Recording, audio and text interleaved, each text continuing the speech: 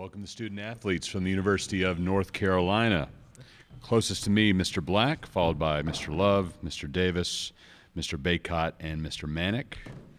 Take questions here in the room and also from Zoom. If there are any, be sure to raise your hand virtually and we will get to you in a bit. Let's start on the left-hand side, in the middle. Brady, you have considerable experience going up against Coach Drew's teams. What is a common thread that, even though the personnel may have changed, that they always applied on the court? Yeah, they're always defensively sound.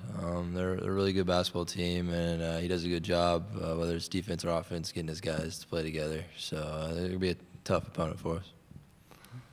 On the right-hand side. I'll ask questions also for Brady. Just wondering, what's it meant for you to just be embraced by the Carolina community, fans, program after just 1 year here? Yeah, it's special. It's very, very different than what I've been used to, and it's just awesome to be able to knowing that when I came in, I only had 1 year, but just getting accepted by everybody and just having an awesome year. It's been unbelievable. Far right side. For any of you guys, you've been deemed the Iron Five on Twitter, just with the minutes you guys have put in. What does that mean to you, your toughness, and how have you been able to gel so well together as a starting five? Mr. Black, you want to start on that? I feel like it just shows how mentally tough this group is. Being able to play every minute of every game if we need to, really just shows how tough we are. Mr. Love, you want to add? Yeah, just like Lee said, us being out there, we got a lot of good chemistry with our five, and just us being out there, and it just shows how gelled we are, and how how defensively sound and offensively our chemistry is there and stuff like that. Mr. Davis, your thoughts? I just think our ability to stick together through thick and thin when things will go our way, or when things do go our way. We always talk about staying together. We're all we got, and our ability to, like Leaky said, play every second, every minute for first half and second half. It just shows our toughness. Mr. Baycott. I think it's a lot of fun being able to play all those minutes. I like being on the court. Mr. Manick, you want to finish the thought? Yeah, it's a really good group of guys. We play well together, and we've had a good year. I don't want it to end yet. I'm sorry, didn't see you there, Kevin. This message is for, this question is for RJ. You guys were considered a borderline NCAA team following that home loss to Pitt. Since then, you've won 7 of 8, including the big win at Duke. What do you think kind of changed in this stretch for you guys to put yourselves in the position so that you're still playing and you're meeting Baylor tomorrow? I would say our preparation and mindset going into practice, into the games. We knew the potential of this team coming into this season, and we just wanted to turn around. We know after the loss of Pitt, that wasn't the way we wanted to play. So from that point on, I think we just turned it the way around and started to compete, and everyone bought into the roles, and that's kind of what we've been buying into. Next to last row on the right. It's for Armando. Mondo, you've been systematically erasing Bryce's name from several records recently. Just wondering, it's kind of mean of you to do that, but have you had a chance to connect with Bryce about the double-double record or the rebounding record? Yeah, no, I haven't had a chance to talk to him yet, but, we see a lot of guys like Bryce and them, they come back during the summer, so pretty sure when they come back during the summer, it'll be some trash talking, and I'll mess with them a little bit about it. Left side, second row. This question is for Caleb. You've talked to us all season long, with the emphasis that shoot or shoot. But how important is it for you seeing that first one go down, and how much confidence does that give you against, kind of a tough start? It gives me a lot of confidence, seeing that first one go through, and just seeing it go through the hoop. It just gives me a lot of confidence, and then it opens up the floor for everybody else. If I'm hitting, then opens up the floor for RJ or Leak or Brady, and so it just opens up the floor. So if I'm on, then like I said, it just opens up everything else. Stay on the left side, on the back. This question is for any of you guys. Coach Davis is always talking about his stories and experiences as well as the staff of playing at Carolina. I was curious if he's mentioned the game from 1990 when Carolina, as an 8 seed, beat number 1 seed Oklahoma, if that has come up, anytime this week. No, he hasn't mentioned that. Coach Williams did, I think, last year, though.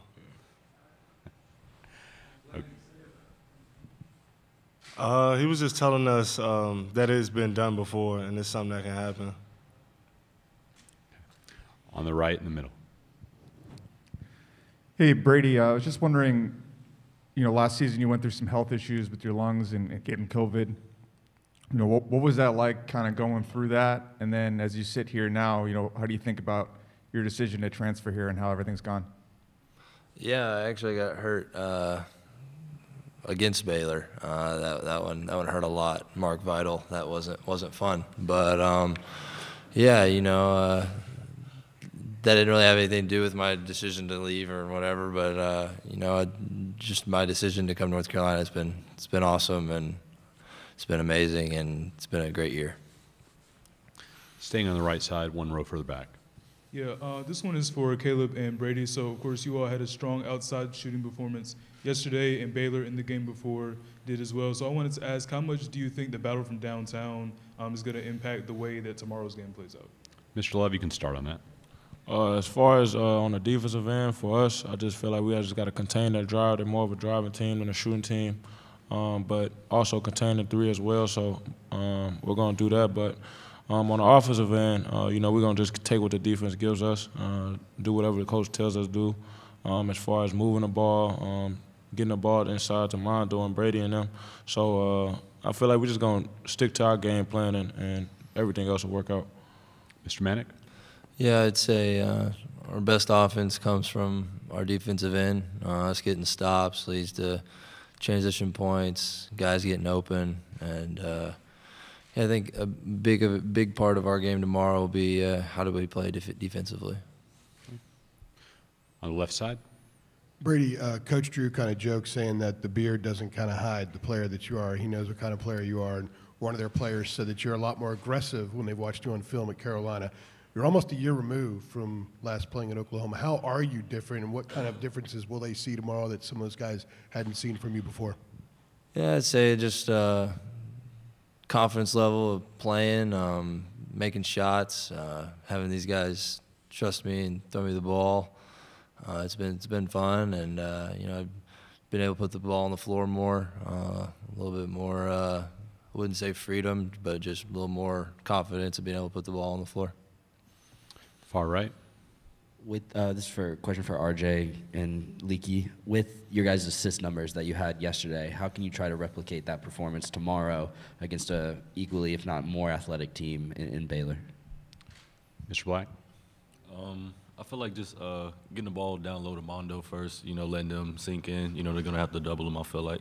And that'll free up Caleb and RJ and Brady to hit the outside shots. And I feel like just starting low and starting at the rim and then being able to kick it out, that'll give Caleb and RJ more time to, shoot the ball. So I would just say, playing off instincts, just letting the flow of the game work itself out, whether that's, getting the ball down low to Mondo, finding Brady, Caleb, open for 3 or, leaking in transition. So, just going to continue to our game plan and continue doing what's worked for us.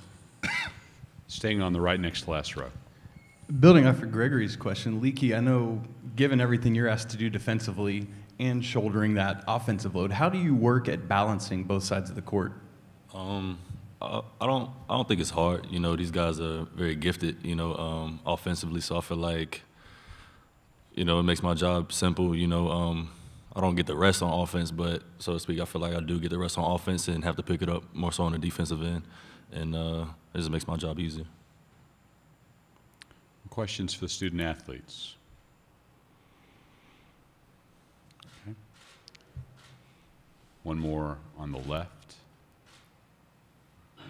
and then another on the right after that. This is for any of you guys. Last week, after you guys lost to Virginia Tech, Coach Davis said that he thought you were physically tired. You've had some time off before yesterday's game, but you got to play a quick one again tomorrow. How much did the margin yesterday and some of you guys being able to come out a little bit early help the legs? And are legs a concern at all at this point? We don't need everybody to cover bat, but maybe a couple of you just like to step up. All right, go ahead, Mr. Baycott. I mean, I would say for most of us, especially with it being tournament time, like there's no time for us to be tired and make excuses for ourselves. I mean, we get a day of rest in between and then get a few days off and get to play again. So I don't think that'll be a problem. Okay.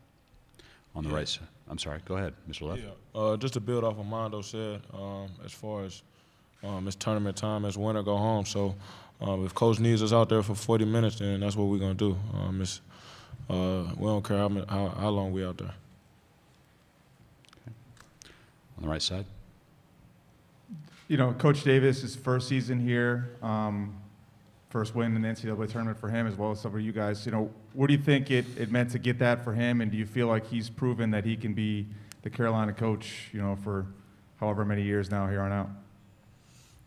It meant a lot. I think Coach Davis, you know, wants the best for us, and he wants us to experience the things that he experienced. You know, for us, you know, last year for the returning players, you know, the first round, first game wasn't the way we expected it. So, you know, coming into this tournament this year, we want a different outcome, and we're going to continue to, you know, improve and progress in the ways that we know we can. And so far, you know, I'm enjoying the experience.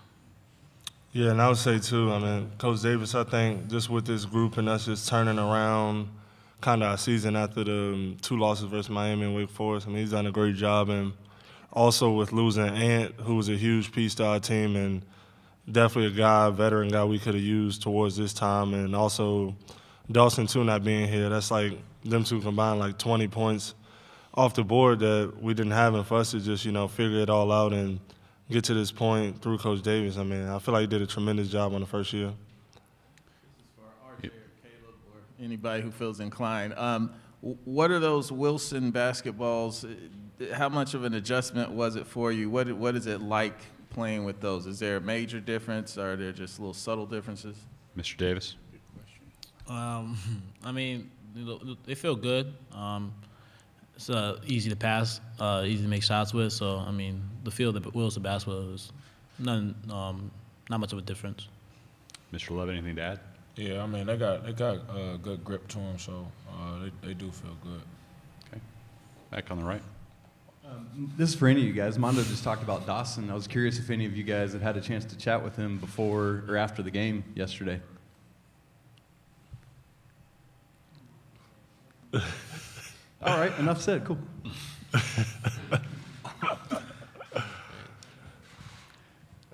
Anything else for the student athletes? 2 more? Right inside. This is for RJ and Leaky. Mondo referenced the Miami and Wake Forest games. Sometimes it takes some adversity to kind of see what people are made of. Just wondering about Coach Davis, with this being his first year. After those games, was there anything that he did that maybe surprised you, and maybe how he changed his approach with you guys, you know, over the past 2 months? Mr. Black, you can start. Yeah, I think it was after the was it Wake Forest? I want to say the Wake Forest game. He came into the locker room the next day, and we all were thinking we were going to get chewed out, but he just came in super positive, you know, saying we still could, you know, accomplish all our goals. And I feel like that was like a turning point in our season, you know, just seeing how positive he was. Mr. Davis? I mean, definitely. It was after the Wake Forest game. He definitely came in with some positive words, you know, and the practice was positive. You know, we came in ready to work, and we all had a mindset of, you know, turning this whole thing around. It was a long season ahead. We still had a lot of games left, so he didn't want us to get too down of ourselves. It was just more about locking in and focusing on what we have to accomplish, not what everyone else is saying about us. Okay.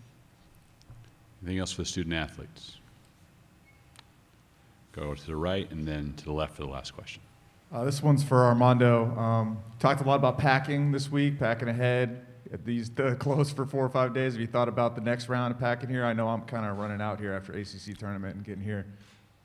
Yeah, no, not at all. I feel like that was kind of a lot of our problems at the beginning of the year, just looking ahead and looking forward.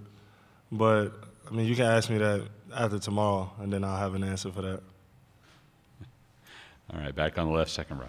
This question is for all of you guys. You guys have had some early games this year.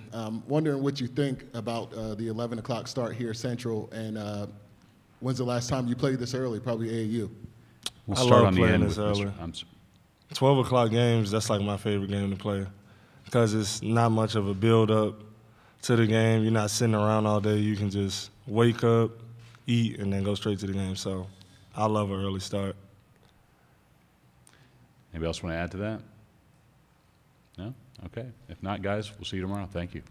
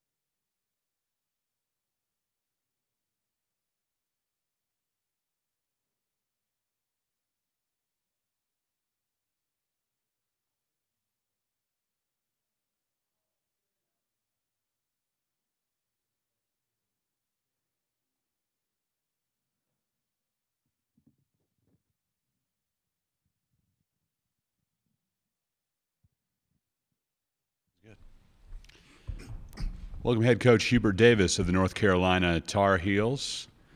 No opening statement today. We'll just go straight to questions. Back right. Hey, Hubert, you've had a limited rotation all season long. It's kind of something that you've adjusted to early on. Baylor has had more of a limited rotation down the stretch due to injuries. Do you think that's maybe a facet of tomorrow's game you might be able to take advantage of, them kind of adjusting to that? Well, I mean, you know, Baylor is such a good basketball team. You know, they're outstanding defensively for two reasons. One, team defense-wise, their togetherness on the defensive end is really good, and then they also have good individual defenders. Offensively, they've got a number of guys, dynamic scorers that can create shots for themselves and for their teammates in a one-on-one situation. And so, yeah, our rotation has been limited pretty much for the majority of the season. But I really felt like Dontrez and Puff came in yesterday, and they gave us some valuable minutes off the bench. And so whether you play 1 minute or 30 minutes, you can do something out there on the floor that can be a huge benefit for our team. And I feel like guys off the bench, whether they do get 1 or 30 minutes, they've always come in and been able to make an impact. And my hope is that they will make an impact tomorrow against Baylor. On the left, second row. Hey, Hubert, have you gotten a chance to kind of wrap your mind around the things that happened last night? This is obviously a historic program, and a lot of program records were broken. So have you gotten a chance to kind of think about what you guys were able to accomplish on that front? Not really. I haven't had much time to think about anything over the last 11 and a half months. And but I was very happy and very proud of the guys. You know, Armando, he's been here 3 years, and that was his first NCAA tournament win. RJ and Caleb and Kerwin are sophomores, and last year we lost to Wisconsin in the first round. So just to see their smiles, to see their reactions of putting North Carolina to the next round, that was something that was a great joy to me. And so that's the only thing from last night's game that I thought about was just I was just really happy for the guys, and just to see their smiles and how much they enjoyed the moment was something that put a smile on my face. Right-hand side, in the middle. Hey, Hubert, I remember before the season we'd ask you about, you know, what your plans were for the job, and you kind of be like, look, I played, I've coached, I was in the media, I think it's going to be okay.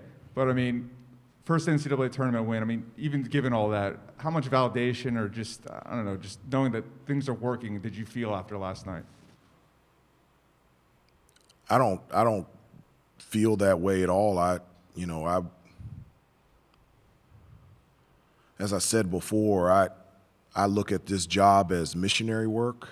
You know, I've been given an opportunity to be the head coach of this program and be a part of this program for the last 10 years, and having a chance to play here. And every day I get a front row seat to be able to help out these kids, and it puts me in a place of humbleness and thankfulness and appreciation to be a part of their lives. And I don't feel any personal validation at all. This is 100% absolutely nothing about me.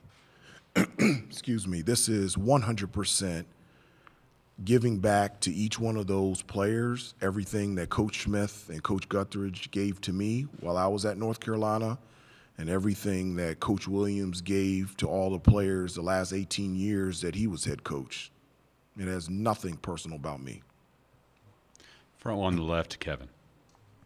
Hubert, both teams like to value the transition game so much as part of their offense. And so I asked Scott about this, but from your perspective, what's going to be key for you guys to maybe try and limit what Baylor can do when it gets into transition, since that's part of what both teams' DNA? Well, I mean, there's a number of factors that can keep a team out of transition. Number one is we got to take care of the basketball.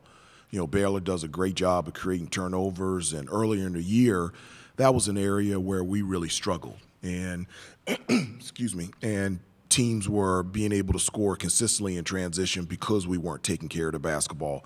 I think another factor is taking good shots. I think when you take bad shots, to me, bad shots are the same as turnovers. And so it's important for us to get quality shots.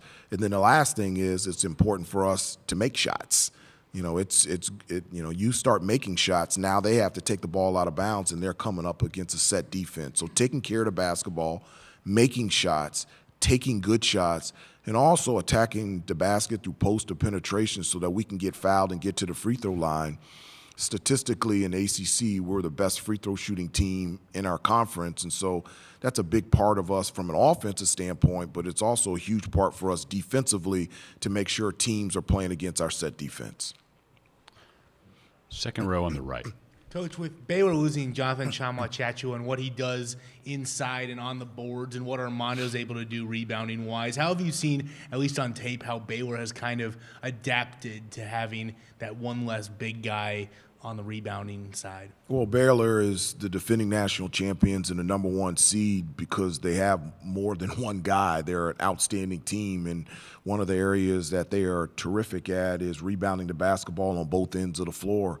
It's something that we have talked about yesterday, today, in terms of trying to limit Baylor to one shot every possession, because we know that a huge part of their offense is getting second chance opportunities. For the same thing for us, one of the things that a foundation piece for our program is getting second chance opportunities. So I always say, let's get shots, let's get good shots. But if we get good shots, we're either going to make them, and if we miss, because of our pursuit for the offensive glass, we're going to get second chance opportunities. So it's a great matchup of two teams that talented teams that like to get out in transition, that like to get second chance opportunities, that get after it on the defensive end. And so it'll be a challenge for us, but we're really excited about the opportunity tomorrow morning. On the left front row. Coach, what kind of presence has Armando been for you guys, and just how has he opened up things for everybody else? Well, it's having somebody that's consistently able to. Somebody thinks I need. Is this Sprite, water? Sprite. Okay, thank you. Thank you, Clint.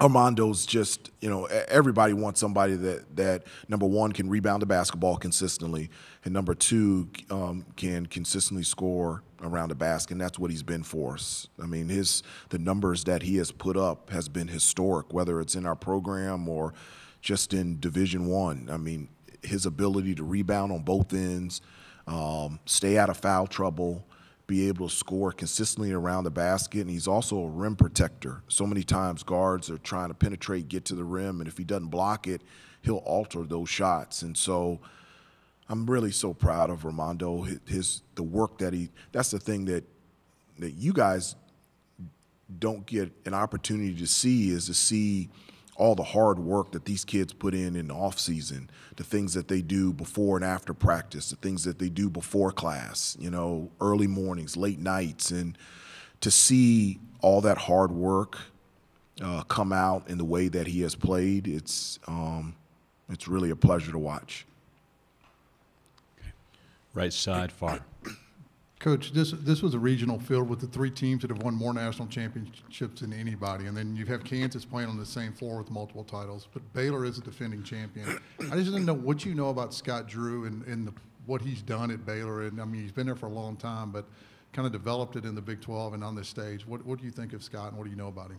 Well, I got a chance to know Scott really when I was with ESPN. And spent so many times doing Big 12 games, and when I was on game day, we had one at Waco, and so was able to spend time with him there. Not only is he obviously an outstanding coach, just the way that he relates to people and to his players. They love playing for him. Obviously he knows the game, but I think the foundation of what makes him such a great coach is his relationships with his players, and they play hard for him. And the success that he's had at Baylor is something that is not a surprise to me. He's somebody that any kid would want to play for, and I'm excited that we have an opportunity to play against him tomorrow. On the left, on the aisle. Hubert, Leakey has talked about the level of confidence the team has now, even after the ACC tournament loss. In what tangible ways have you seen the confidence level rise, make you guys better in certain areas? Success. I mean, I think we've won 13 out of the last 16 games, something like that, the last 7 out of the last 8. And all the things that we had talked about and the things that we had worked on all year, for that to come out being successful in games, whether it's late game situations, execution throughout the game, it's really put ourselves in a position to be very confident about what we're doing out there on the floor. I've said this a couple times, that I said, this is the healthiest that this team has been all season, the most together that this team has been all season. And I really think that togetherness and the health of this team is built on the confidence that we're building throughout the year. This year was a year of newness. This is the first year that I was, head coach, and, had Brady and so many new faces. It takes time to build those types of relationships. And throughout the year, I just have felt us becoming closer together, and I think that is a huge reason why us as a team feel really confident about who we are and what we need to do out there on the floor. Far right side. Hubert, your team is 18-0 and it has at least 15 assists. So coming off the performance you guys had yesterday with 29, how can you try to replicate it and keep those assist numbers high with such an athletic Baylor team tomorrow? Yeah, I really liked how we were sharing the basketball. One of the things that I always say is, we want, from an offensive standpoint, we want spacing and balance and we want a combination of player and ball movement, and that's what we had yesterday. And when we're sharing the basketball and we're allowing everybody to play a part on the offensive end, I think we're very difficult to play. We've got a number of guys that can shoot the basketball. We've got guys that can penetrate and get to the lane and finish. And it stretches teams out. And, you know, another stat that I even tell the team is that I think we're 14-0 when Caleb has 5 or more assists. So that's something that I remind him before every game, is that I love when you shoot the ball extremely well, but when you're making plays not just for yourself but for others, that takes us to a different level. And then RJ, I think you set a tie or a record for assists in the NCAA tournament. Not only 12 assists, but 1 turnover. It's just fantastic. Left-hand side. Coach, the guys have said a few times in the last month plus or so the value of what they learned in the week of the Miami and Wake Forest games. And Leaky kind of reiterated here a few minutes ago the importance of how you approach them the next day, that being one of the turning points. Can there be something similar said about the Pitt loss at home, about something that was learned from that experience, maybe a reminder about awareness? Yeah, I wasn't nice after the Pitt loss. Yeah. After we lost to Miami and Wake, it was like, guys, I love you. After the Pitt loss, I was like, guys, get over here. Was there a similar amount of learning that they got from that, lesson they got from that, maybe a reminder about approaching things? Maybe. You know, after we lost to Pitt, we watched tape the next day, and I put together 20 clips, and I showed them that 20 times from a defensive standpoint that we did something that wasn't drilled, wasn't coached, wasn't taught, and wasn't practiced. And I just told them, it confused me that we would try to do something in a game that we had not taught, hadn't talked about, hadn't practiced, and hadn't drilled. And then we went out and practiced, and we had probably our best practice of the season. And after practice, I said, why would you guys play this hard against each other and not play against an opponent? And they, for whatever reason, that seemed to resonate in them. And when we went up to Virginia Tech, we were more together than any time during the season.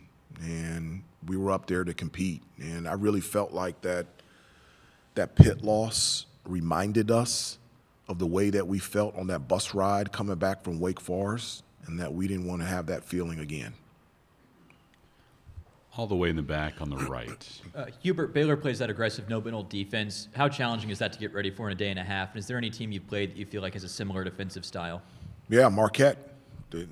They're very physical. Virginia Tech, very physical. Virginia, very physical. At Duke, very physical. And so, you know, we've played athletic, talented, physical teams throughout the entire season, and obviously Baylor is an unbelievable and awesome team, and it will be a challenge for us tomorrow, but it's something that we're really excited about. It's something that we feel prepared for, and we're up for the challenge to be able to compete and see what we can do against Baylor tomorrow. Staying on the right side, third row. Hubert, Brady has a big game yesterday, obviously. What do you make from his story as a whole and the lessons that can be drawn from it? Well, he had like 45, 50 family members here yesterday, and I was just really happy for him. His brother, Kellen, this was the first time that he got to see Brady play in person yesterday because he was going through his season. And so it's hard for me to talk about, to think about, and to put into perspective what Brady has meant to this team, to this program, and to me. For a kid that has never lived outside of the state of Oklahoma, for him in 5 days to commit to play for me, my first year as head coach, and to come to North Carolina, and for this relationship to fit as perfectly as it has on and off the court, I just don't think it happens like that all the time. It just doesn't. And I've said this 50,000 times. The only bad part about coaching Brady is that I only get to coach him this 1 year. I wish he would have a double COVID year or something that I could coach him again, because he's been fantastic. I love that dude to death. Don't wish another COVID year upon us, Coach. Well, not a COVID year. You know what I'm saying. Just no COVID year. All right, let's stay on the right. Okay. Coach, staying with Brady, I know you as a staff will prepare the scout for them, but how much, if at all, do you guys rely on his on-court experience playing against Baylor the last several years? Well, Baylor's, as great as they are, they're a different team than they were last year. We don't really lean on that type of experience from him and giving us insight into Baylor. I know that he's played them a number of times, and I know that he enjoyed his experience of playing in the Big 12, and to say that we're playing Baylor in the NCAA tournament is pretty cool. And so I'm really excited and happy for him. I know that he's had some battles with Baylor, and it'll be excited to see him play against a familiar opponent. Time for two more on the left in the front row. Coach, sticking with Brady one more. Coach Drew mentioned that he said, he can grow his beard out and try to hide, but we know who he is. Is there any magic in the beard? Have you encouraged it, or what's going on there? I don't really care as long as he makes shots and continues to be the person that he is. It is long. He needs to get it cut. But I've seen pictures of him when when he is shaved and he looks 11. And so I think he grows the beard to seem like he's a little bit older, but his beard is long. But I do not mind, because the way that he plays and just the type of kid and the person he is, he's a joy to be around. Okay, last one on the right. That'd be interesting, because when I played at Carolina, I wonder what Coach Smith would do. You weren't allowed to have facial hair. So when I was in college, like, if you wanted to have a beard, you needed to go to Coach Smith and give him a note from a doctor that said you had a skin condition in order that you couldn't shave. So I wonder if Coach Smith would allow Brady to play. I would think he would. He would change that rule just a smidge for Brady to be out there. Yeah, Coach. I wanted to actually ask you about Akinjo of Baylor. Of course, he's not as much of a outside shooter, but he's good at getting the rest of the offense involved over there. So, what have you noticed from his game in preparation for tomorrow, and what kind of challenges do you think that he presents in that backcourt matchup?